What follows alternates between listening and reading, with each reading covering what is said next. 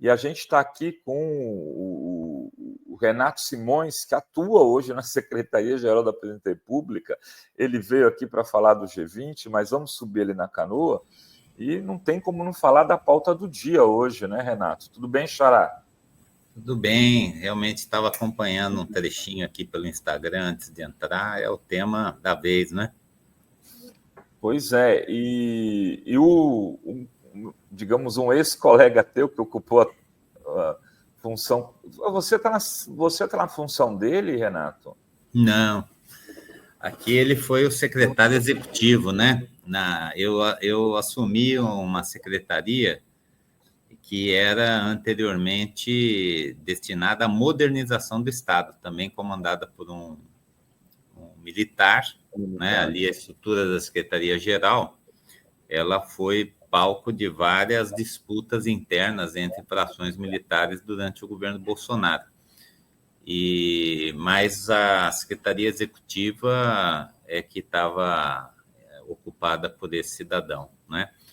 Realmente é lamentável, né? Ali a Secretaria-Geral sempre foi, historicamente, o ministério que dá assistência política ao presidente da República, né? Ali você tem, em geral, a Casa Civil comandando as ações de governo e a Secretaria-Geral, junto com o gabinete pessoal, sendo aquela estrutura de assessoria mais direta ao presidente da República, né? Agora, no terceiro mandato do presidente Lula, a Secretaria-Geral, além de cumprir esse papel com o ministro Márcio Macedo, também foi robustecida na sua relação com a sociedade civil, os movimentos sociais organizados. Então, ela é o ministério do centro do governo que se relaciona com os movimentos sociais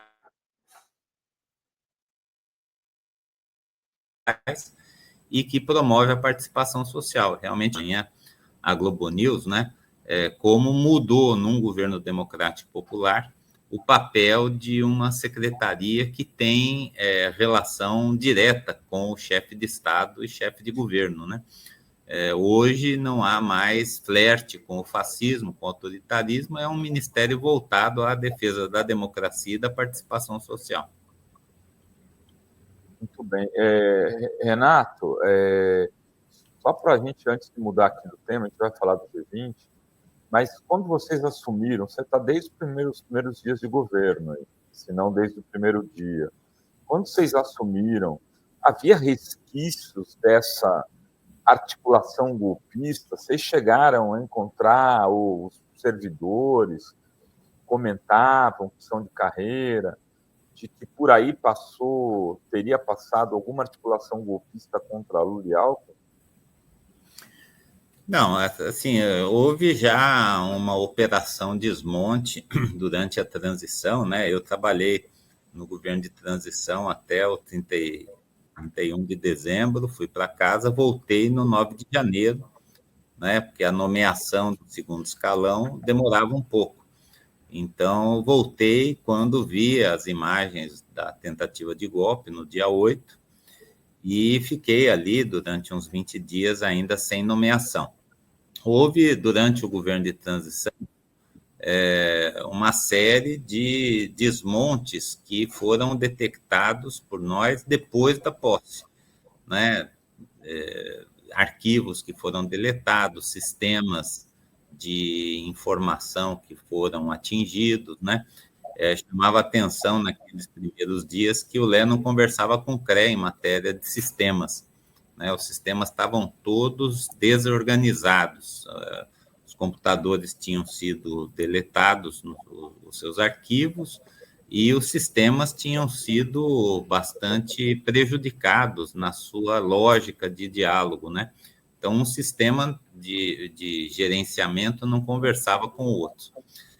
Ainda durante a transição, o presidente Lula determinou que fossem exonerados os cargos em comissão do governo anterior. Então, o comando, vamos dizer assim, dos ministérios, ele já não tinha mais ninguém. E houve realmente uma verificação no início do governo das pessoas que estavam em cargos de comissão e que estavam requisitada junto à presidência da República, de modo que boa parte dos servidores requisitados foram devolvidos aos seus órgãos de origem, né? E um pequeno grupo que ficou passou realmente por um debate, né, conosco, uma verificação, porque funcionários de carreira tinham lá na Secretaria-Geral pessoas que entraram no governo da presidenta Dilma, que entraram em concursos durante o período de governo do presidente Lula. Então, houve uma aferição, sim, para que a gente não tivesse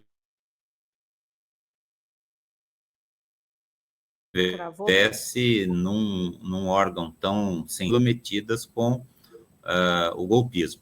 Agora, realmente é inimaginável, isso que está vindo à luz agora, é inimaginável, né? Porque não era uma coisa que passava por dentro do governo, como o gabinete do ódio, né? O gabinete do ódio, ele tinha toda uma estrutura paralela, como essas tramas todas que estão vindo agora à parte também, né? Por sorte, né? Por sorte e por trabalho, né? Árduo, esses arquivos que foram deletados, né, foram recuperados pela Polícia Federal, e hoje a gente está vendo esses absurdos que foram cometidos, né, ou foram planejados, não chegaram a ser cometidos, porque realmente a gente não tem hoje condições de imaginar a que ponto eles tinham chegado, como as revelações agora de planejamento de assassinato, né, de destituição violenta e assassinato do presidente eleito, do vice-presidente eleito, isso era inimaginável.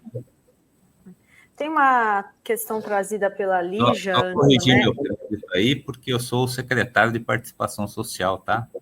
Lá o ministro nosso é o Márcio Macedo. Não sei quem que colocou. Aonde colocaram? No crédito aqui. Embaixo do errado. Mas não fui eu que coloquei. Não foi a Adri aqui, alguém da técnica ousou te promover. Eu só coloquei para mostrar, se puder corrigir aí. Ministro, no meu passado, eu tenho ministro da Eucaristia, mas é o único ministro. Te promoveram aí, o pessoal está... Não sei o Márcio não fica chateado, não. Mas o que eu ia pôr aqui, eu queria só liberar o Felipe, né, Felipe? Você precisa sair, o Henrique também, a gente continua. Aqui. Eu queria que o Henrique voltasse depois para falar sobre os Kid Pretos. Se puder ficar, então, o Felipe que precisa ir embora. Tchau, Felipe. Até. Tranquilo. Gente, obrigado aí. Renato, firme na luta aí, continua. Renatos, Dri. Renatos. Tchau, Felipe. Abraço, obrigada. Gente.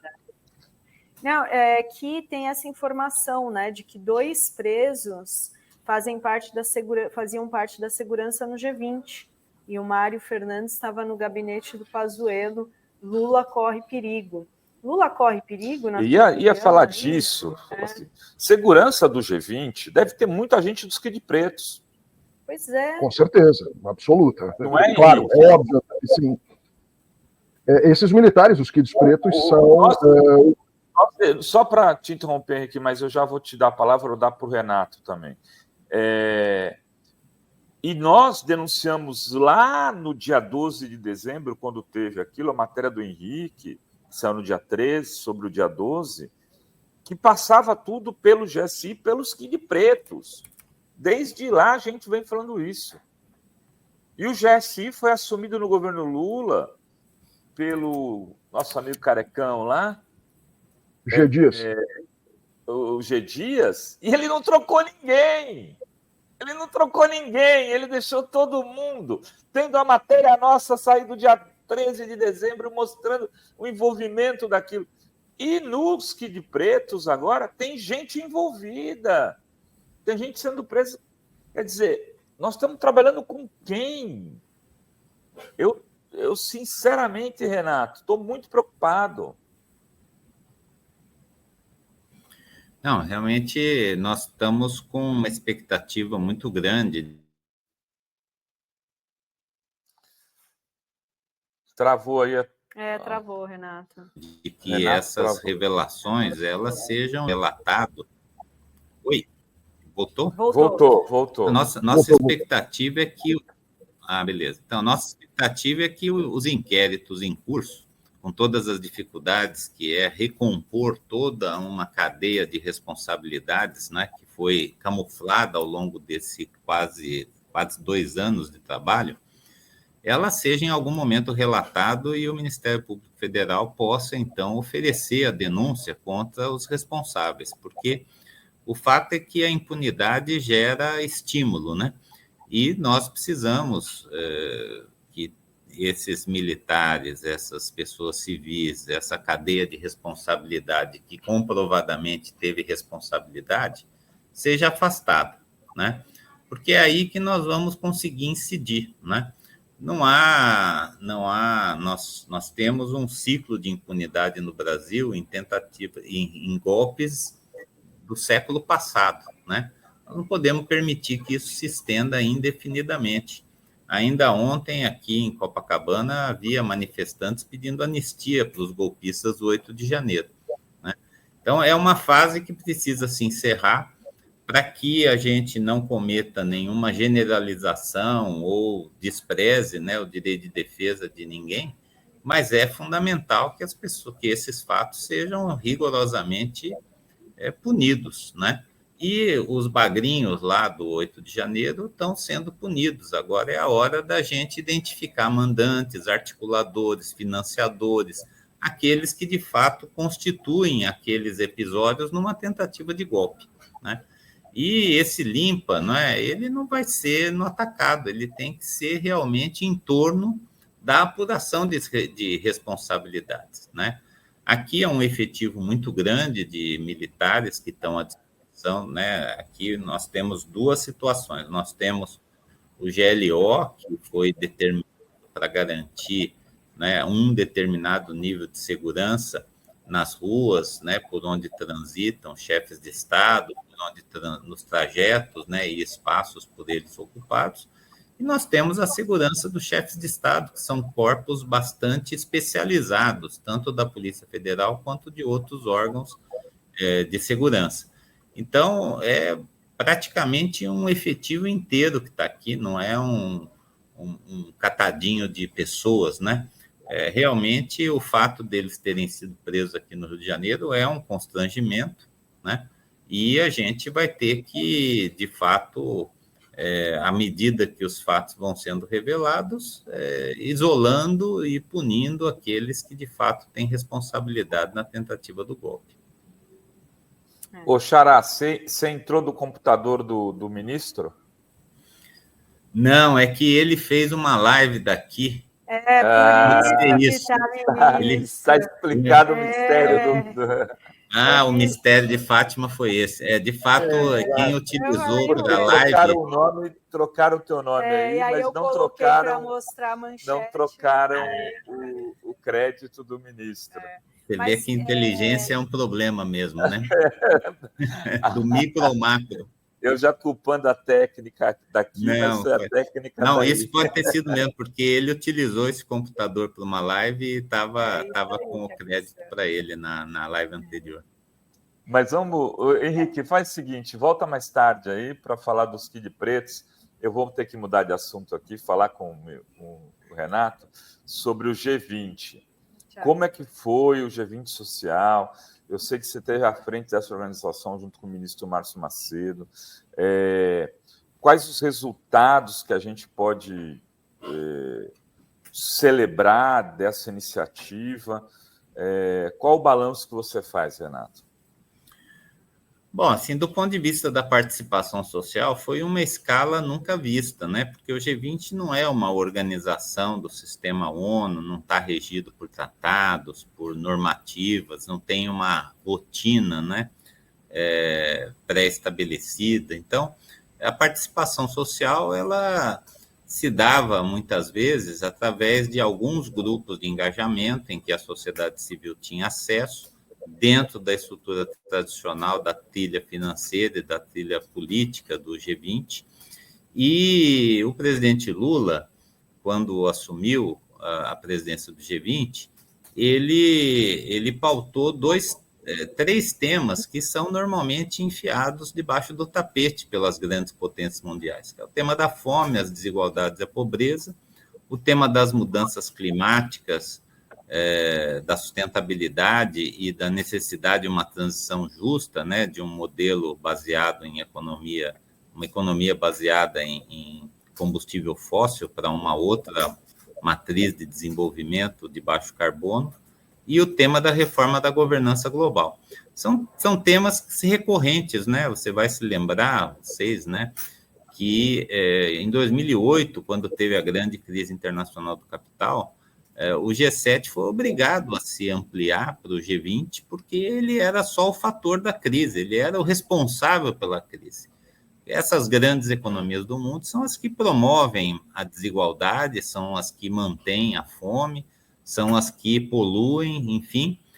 Você tem uma realidade que temas como esses, eles não são colocados na pauta prioritária, né, do G7 e nem do G20. Então, para ancorar esses temas, o presidente Lula falou, nós precisamos de participação social, nós precisamos dar voz, né, à sociedade civil. Então, foram meses, né, de aumento da qualidade da participação nos mecanismos tradicionais do G20, com mais efetividade também. Eles tiveram diálogo direto com os ministros da Fazenda e com os chanceleres ao longo do primeiro semestre, e agora essa cúpula social do G20, cuja declaração final sintetizou também alguns meses de trabalho com os movimentos e organizações da sociedade civil. Eu acho que os temas, eles tiveram, então, uma incidência importante, uma incidência macropolítica, em primeiro lugar, porque o mundo viu o Brasil, a pauta, né? Nós estamos ainda totalizando a repercussão na imprensa brasileira, internacional, nas redes sociais, o que se falou de fome, o que se falou de taxação de super ricos, o que se falou de aliança global, né, de cumprimento das metas de mitigação e adaptação para mudanças climáticas, não seria possível sem essa grande mobilização que envolveu mais de 40 mil pessoas aqui durante esses 3 dias. E vai ser uma incidência continuada, porque a África do Sul, a próxima presidência do G20, assumiu também o compromisso de fazer o G20 social o ano que vem. Então, a ideia é engatar esses processos, de modo que aquilo que não entrou na declaração formal dos líderes, ou aquilo que entrou na declaração, mas não foi efetivado, volte à tona no ano seguinte, né? Essa é a ideia da continuidade do G20 social, que está garantida pelo menos por mais um ano na África do Sul, mas que na declaração final os movimentos e entidades pedem que seja institucionalizado também.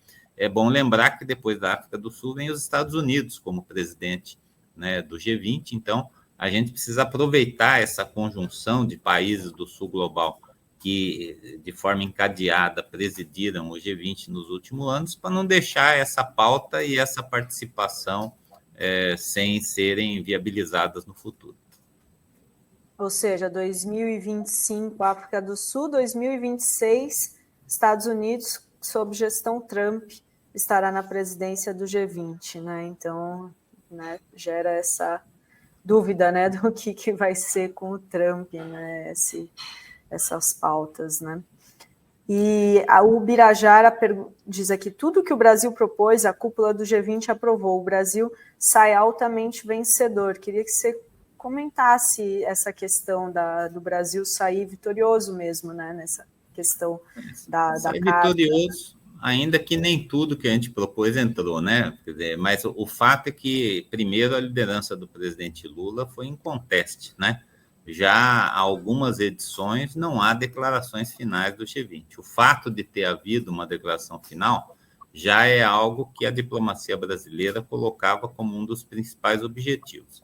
Depois houve uma imensa adesão à tese da Aliança Global contra a Fome. Esse realmente foi o grande gol, né? Porque não é apenas uma declaração de princípio, mas é a adesão a um programa de políticas públicas que será implementado, coroando, vamos dizer assim, aquelas políticas que a gente conhece aqui no Brasil, né? Então, houve uma grande participação social também no desenho, né, das políticas públicas que a Aliança Global contra a Fome vai promover, e a gente acredita, né, que essa adesão, né, de mais de 70 países à Aliança Global vai dar uma efetividade grande. Para isso, nós precisamos de fundos, né? Então, pelo menos a tese da taxação progressiva de super ricos também está mencionada no documento final, né? Não há como a gente manter medidas nos países em desenvolvimento, nos países mais pobres, de combate à desigualdade e à fome e às mudanças climáticas, sem que os ricos que geraram esses problemas ajudem a pagar a conta. Então, o princípio está estabelecido, mas a operacionalização de uma cobrança, né, dos super ricos ainda é algo a ser disputado, né? Mas nós podemos comemorar que, pela primeira vez, você veja que o Congresso brasileiro, lamentavelmente, foi na contramão, né? Quer dizer, foi muito grave que o presidente Lula tenha colocado a prioridade, que os movimentos todos tenham se mobilizado, que a comunidade internacional tenha aceito esse princípio, poucos dias depois de uma decisão do Congresso Nacional que vetou, né, a cobrança de super ricos aqui no Brasil. Então, é uma batalha, né? Eu realmente compartilho do otimismo da nossa companheira aí, de que o Brasil foi realmente um vencedor, né? Dobrou resistências, né? Não é fácil, porque tudo é por consenso, né? Não é uma coisa que dá certo só pela liderança de uma pessoa. O presidente Lula até, né, falou sobre isso no ato de encerramento do G20 Social. Ele falou, vocês imaginem que um líder mundial vem ao Rio de Janeiro, viaja 20 horas, né, às vezes, para chegar no Rio de Janeiro, para falar 5 minutos. Então, numa sessão, não há falas de mais de 5 minutos. E naqueles 5 minutos, o Lula, o Xi Jinping, o Biden e todos os presidentes, o Milei, todo mundo que quisesse falar, tinha que expressar ali o cerne da sua questão. Eu acho que esse foco é que a sociedade civil também quis ter, sabe? O documento final que foi aprovado na plenária do G20 Social, ele é, para os nossos padrões, um documento sintético, com ideias-força bem estabelecidas, e algumas voltarão o ano que vem, né? Eu destacaria, por exemplo, a taxa para a manutenção das florestas tropicais em pé, né? Uma iniciativa do Brasil com a Indonésia, para que haja um fundo, né, para financiamento de um modelo de desenvolvimento inclusivo e sustentável para as nossas florestas. O tema também da reforma das instituições globais é um tema permanente, né? É algo que as grandes potências que nasceram da Segunda Guerra Mundial relutam muito em abrir o seu seleto sistema de discussão, deliberação e veto. Então, tem temas que realmente não foram incorporados da sociedade civil. E teve ministro que aproveitou, né? Vocês viram o ministro da Noruega? Tem temas do governo brasileiro que também... Desculpa, pode falar. Então, Desculpa, pode falar. Então, a gente acha que o caminho aberto com essa participação vai ser novamente trilhado, né? E, como dizia até o ministro Márcio Macedo, várias plenárias, se desse errado o G20 social, o povo nunca mais ia chegar perto do G20, né? Continuaria aquela distância, manifestações ali, a quilômetros. Como deu certo, a gente espera que a África do Sul siga adiante nesse caminho e consigamos institucionalizar esse método e essa instância oficialmente no G20, independentemente de quem é o presidente pro tempore do bloco. O G20 social acaba sendo um fórum social mundial, né, diferente, não é mais Davos, agora é o G20, né, Renato? Com suas diferenças, evidente. Eu não estou aqui. Não, eu acho que tem muita semelhança. O presidente Lula, no discurso final dele, né, depois de ler o texto, ele fez uma fala de improviso, onde ele retoma, né, essa trajetória do Fórum Social Mundial, que ele viveu muito intensamente, né, tanto na resistência ao neoliberalismo nas suas origens, quanto no acompanhamento das primeiras experiências de governo da América Latina de caráter democrático e popular pós a sua eleição e a derrota do golpe na Venezuela, né? Ali há uma inflexão que gera uma iniciativa política da esquerda e vitórias eleitorais em série na América Latina durante pelo menos uma década. Então, o Lula tem isso muito na cabeça, né? De fato, a gente não pode dizer que é um Fórum Social Mundial, porque ele não é exclusivamente da sociedade civil, ele foi uma instância de participação social, portanto, uma instância híbrida. Tem governo e tem sociedade civil. Tem atividade autogestionada, foram mais de 250 aqui, em que os movimentos tiveram logística e condições de fazer os seus debates de forma absolutamente autônoma, né, produzir os seus documentos, que também serão anexados à declaração final, como anais do G20 Social, mas também teve esse encontro com o governo, né, ou com os governos. Então, é algo híbrido, né? Enquanto o Fórum Social Mundial era 100% sociedade civil raiz. Outra diferença interessante também é a sua efetividade, porque desse encontro saíram acordos, pactuações, né? Então, muitas vezes o Fórum Social Mundial era criticado por não ter essa efetividade, não ter uma declaração final, não ter jornadas, né, que dessem continuidade. Eu fiz parte dessa história também até 2014 no Conselho Internacional do Fórum Social Mundial. O presidente Lula mostrou justamente esse período, né, na sua fala. Então, acho que a gente aprendeu muito do fórum.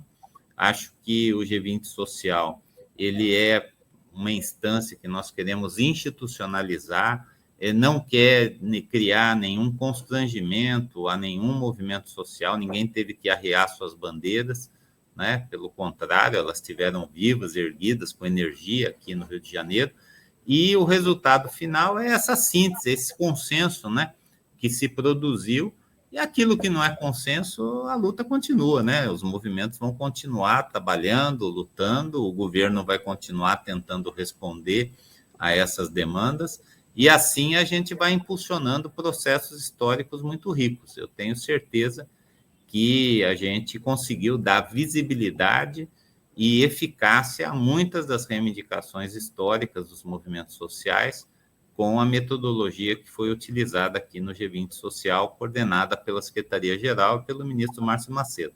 Acho que agora a nossa tarefa, né, como também encomendou, né, o presidente não dá ponto sem nó, no final do seu discurso ele já encomendou, falou, olha, de agora até a África do Sul tem que ter consequência, tem que ter iniciativa, tem que ter calendário, tem que ter jornada de luta, né?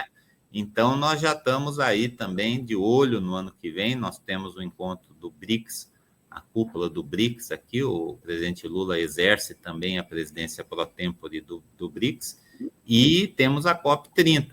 E temos todo um calendário de participação social no Brasil, com grandes conferências previstas para o ano que vem.